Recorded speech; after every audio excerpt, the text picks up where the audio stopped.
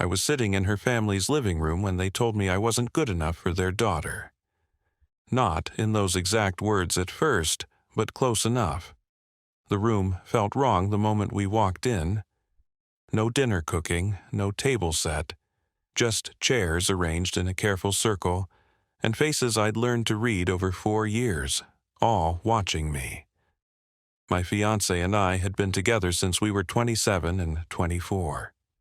4 years, that felt easy, natural, like we'd been waiting our whole lives to find each other. She was sharp and funny, the kind of person who could pull me out of a bad day with a single look. I'm a second-generation Asian American software engineer. She's white, raised in a traditional suburban family that always kept me at arm's length. Her father's handshakes were too careful. Her mother's smiles stopped at her mouth. I told myself I was imagining it. My fiancé told me they just needed time. But that Sunday, when her mother called and said, "family dinner," in that weighted tone, I felt something shift. We arrived at 6 to find not just her parents, but her brother and his wife, her younger sister, an aunt and uncle, all sitting like a panel of judges. No one was eating. No one was relaxed. My stomach dropped before anyone said a word. Her father cleared his throat and looked at both of us with an expression I couldn't read. "We asked you here because we need to talk about your engagement." My fiancé stiffened beside me. "What about it?" Her mother leaned forward, voice soft and lethal. "Honey, we have concerns. We don't think he's the right fit for you." The words landed like a slap. I kept my face still, even as something cold slid through my chest. Her brother jumped in next, his tone rehearsed. "Nothing personal. We just think our sister deserves someone who understands her background, someone who shares our values." Her aunt nodded, solemn and righteous. "Someone who shares your heritage. You'll want that for your children someday." And there it was, the thing they'd been circling for 4 years, finally out in the open. My fiancée shot to her feet, chair scraping hard against the floor. "What the hell is this?" Her mother reached for her hand. "Sit down, sweetheart. Let us explain." "Explain what? That you ambushed us? That you're telling him he's not good enough because he's Asian?" Her father's voice went firm, paternal.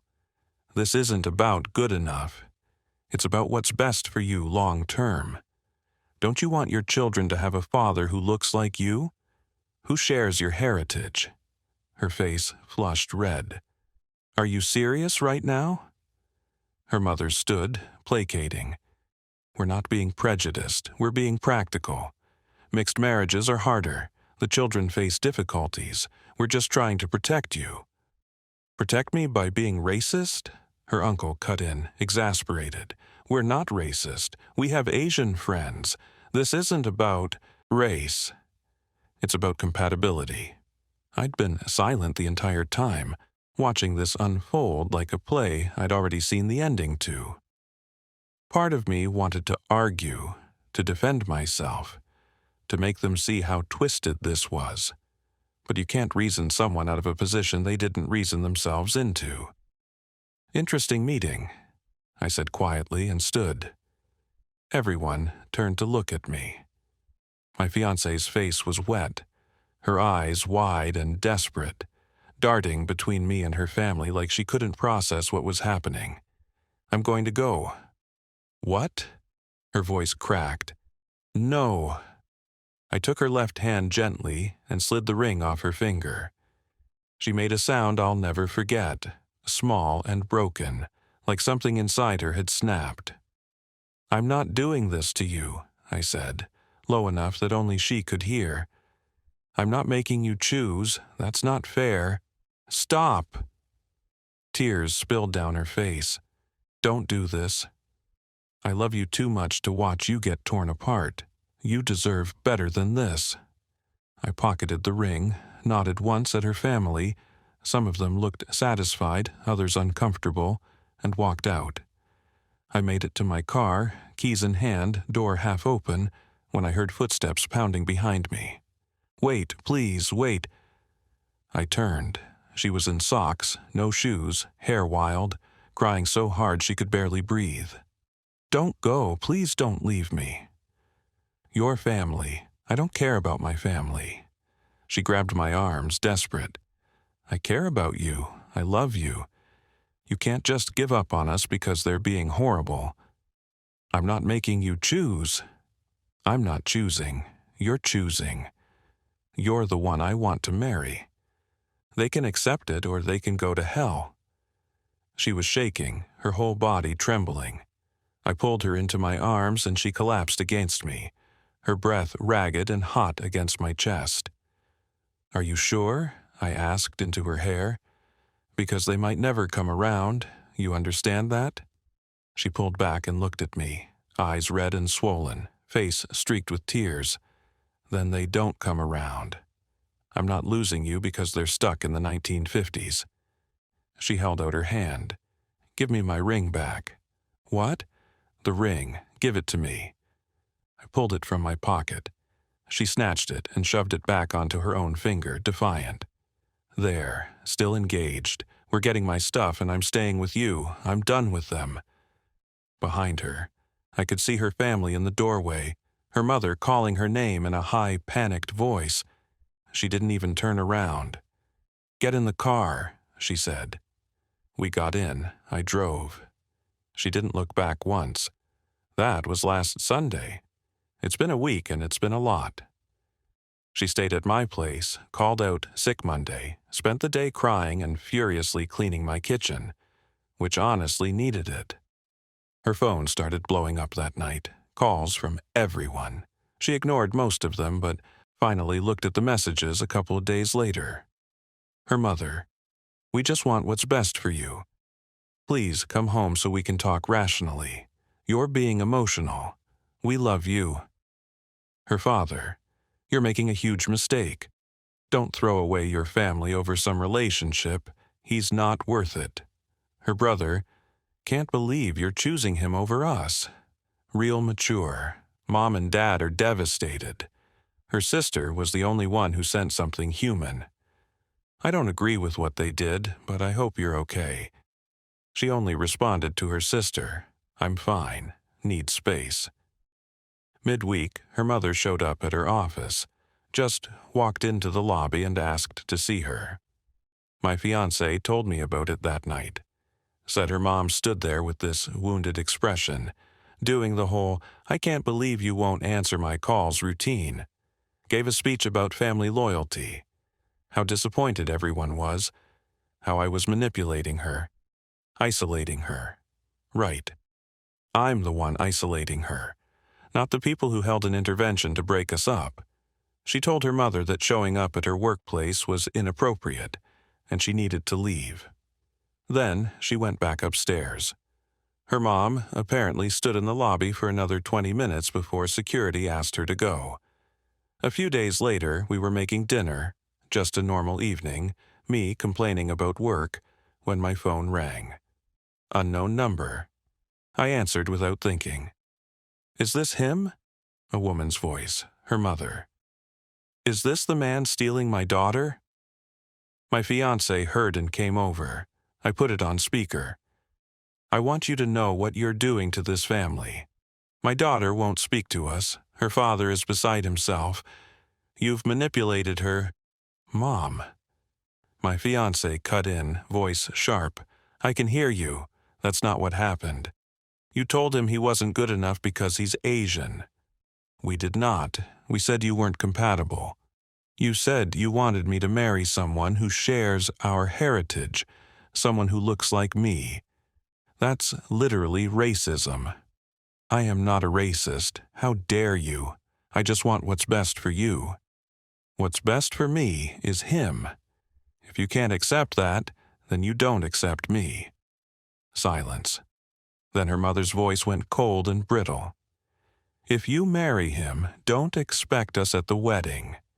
My fiancé didn't even hesitate. "Then don't expect an invitation." Click. We stood there in the kitchen, the silence thick. Then my fiancé started laughing. Not happy laughter, but the unhinged kind that happens when your brain can't process what just happened. Did that just happen? Yeah. My mom just uninvited herself to my wedding. Yep. She sat down hard on the floor. I sat next to her. I don't know if I should cry or keep laughing. Could do both. She leaned against me, her breath shaky. Thank you for not just leaving that night. I know you were trying to give me an out, but I don't want an out. I want you. Good, because I want you too. Even if my family never speaks to me again? Especially then, I said, because that means you chose us, and that's everything. The next day, her brother called. She answered on speaker. You know Dad's blood pressure is through the roof, right? Hello to you, too. I'm serious. Mom said you uninvited them from the wedding they were going to help pay for. They uninvited themselves, and I don't want money with conditions attached. You're being selfish. I'm being selfish? Her voice rose. I'm not the one who held an intervention to break up my sister's relationship. You'll regret this.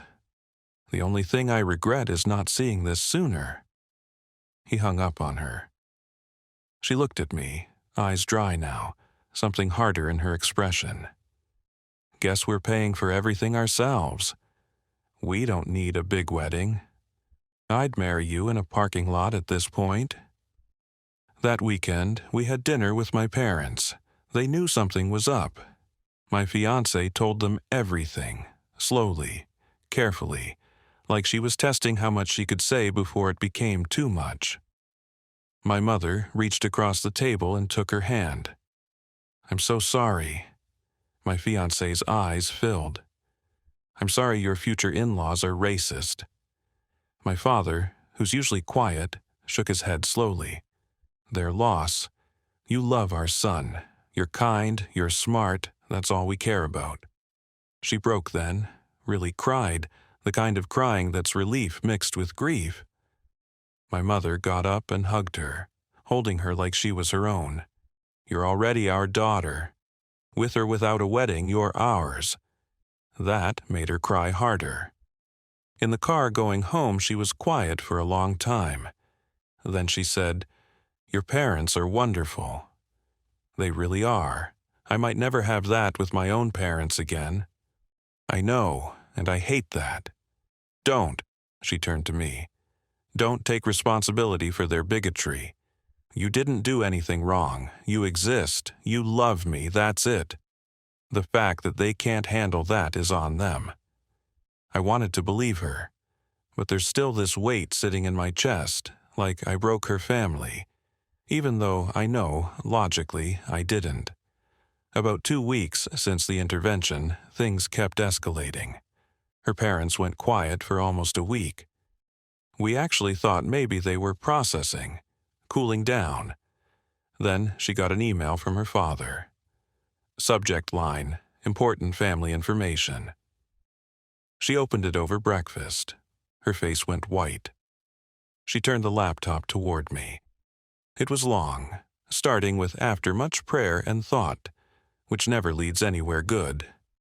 It said they'd talked to their pastor, that the church had been so supportive, and that if she insisted on going through with this, they had no choice but to lovingly distance themselves until she came to her senses.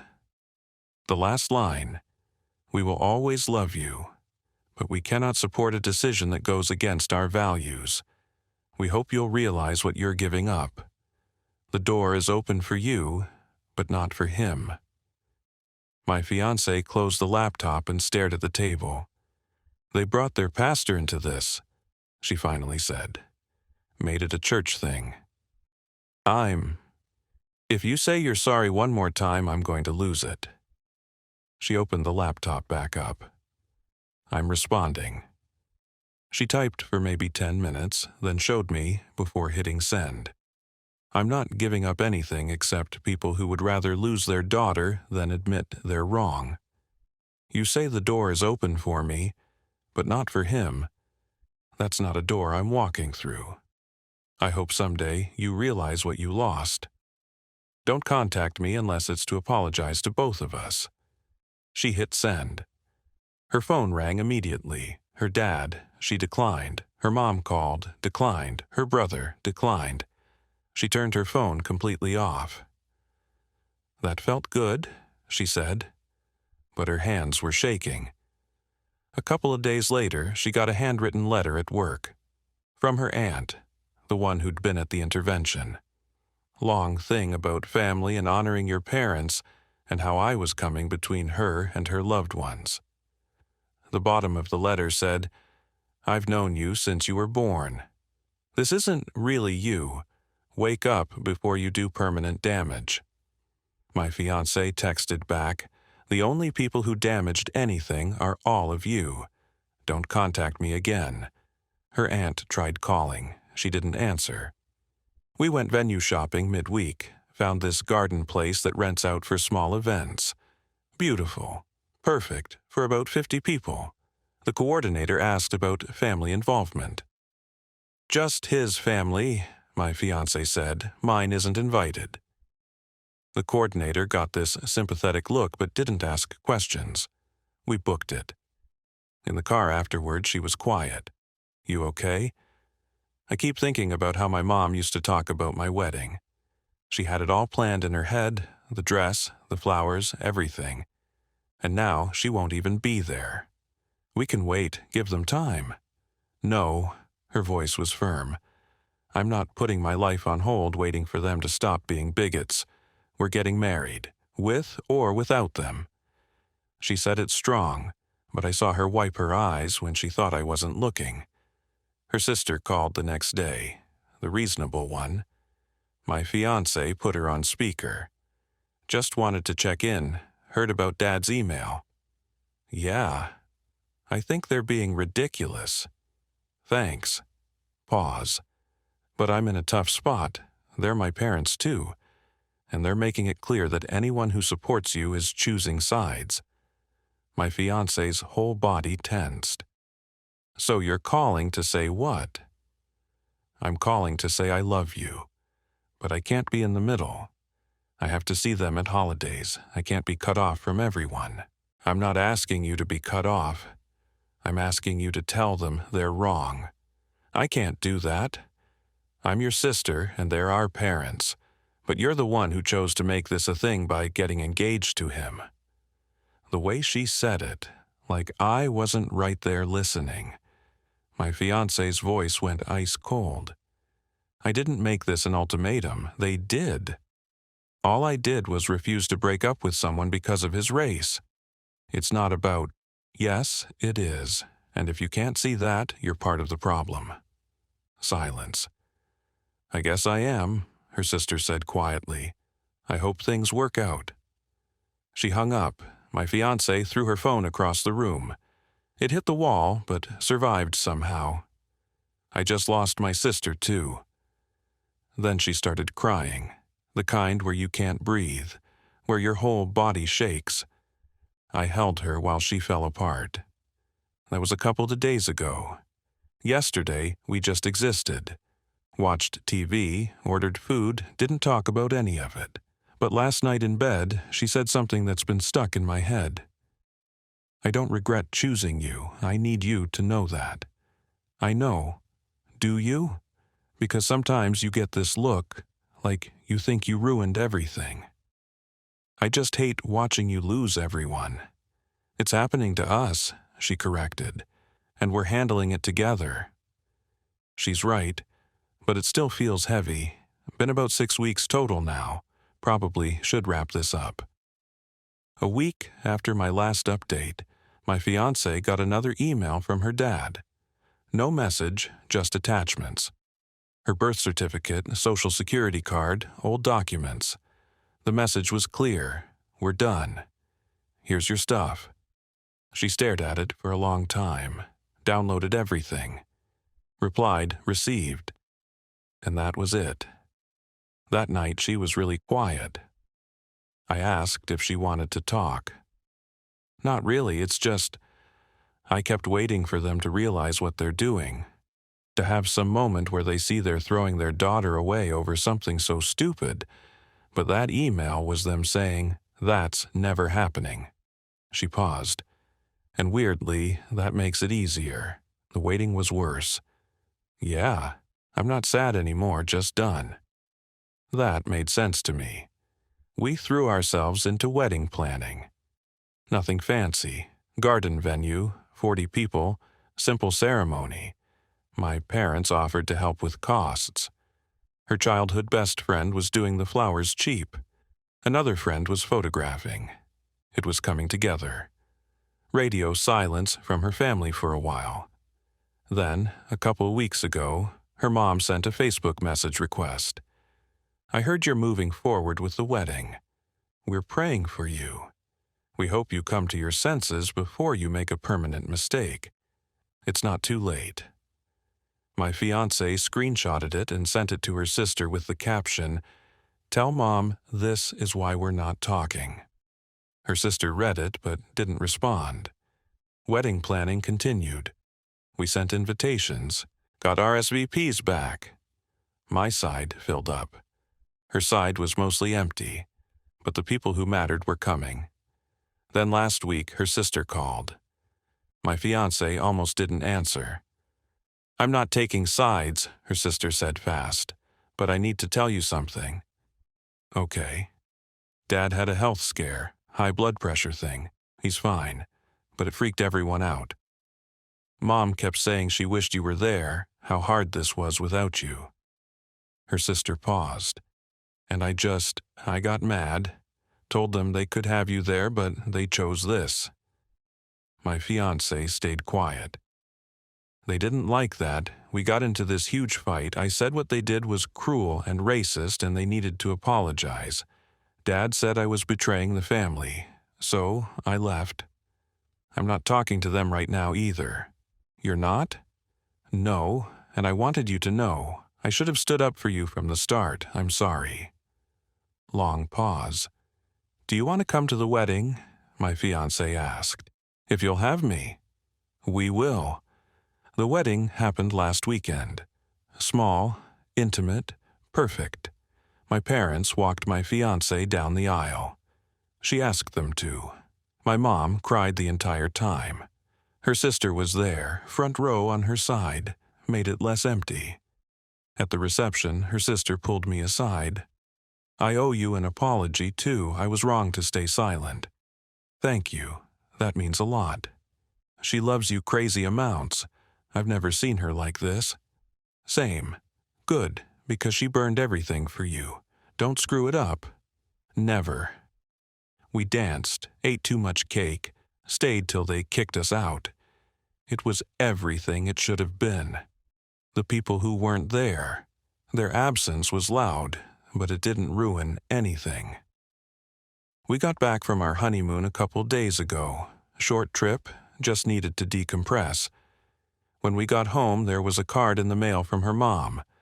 My wife opened it. Generic congratulations card with a note inside. "I heard you went through with it. I hope you know what you've done to this family. When you're ready to make things right, we'll be here." My wife read it twice, handed it to me. I read it. "What do you want to do?" She took it back, walked to the kitchen and threw it in the trash. That. We haven't heard from them since. My wife talks to her sister regularly now. They're rebuilding slowly. But her parents, her brother, extended family, nothing. Her mom's church friend reached out on Facebook after seeing wedding photos. Long message about how everyone makes mistakes and family is family. And would my wife consider reaching out to start healing? My wife's response, "I'm happy to heal when they apologize for their racism. Until then, I have nothing to say." The friend never responded. Are we okay? Yeah, we are. My wife has moments where she gets sad, usually around holidays or when we're with my family. She'll get quiet, and I know she's thinking about what it could have been like. But then she'll squeeze my hand and say, "I'd do it again." And I believe her. Her coworker asked if she ever thinks about reaching out to fix things. She said, "They broke it. They can fix it." That's where we are. We built our own family. My parents, her sister, our friends, people who show up. Are her parents going to change? Probably not. And that's sad, but it's their choice. My wife told me last night she used to worry she'd regret cutting them off. But I don't. I regret that they made me choose. I regret that they cared more about your race than my happiness.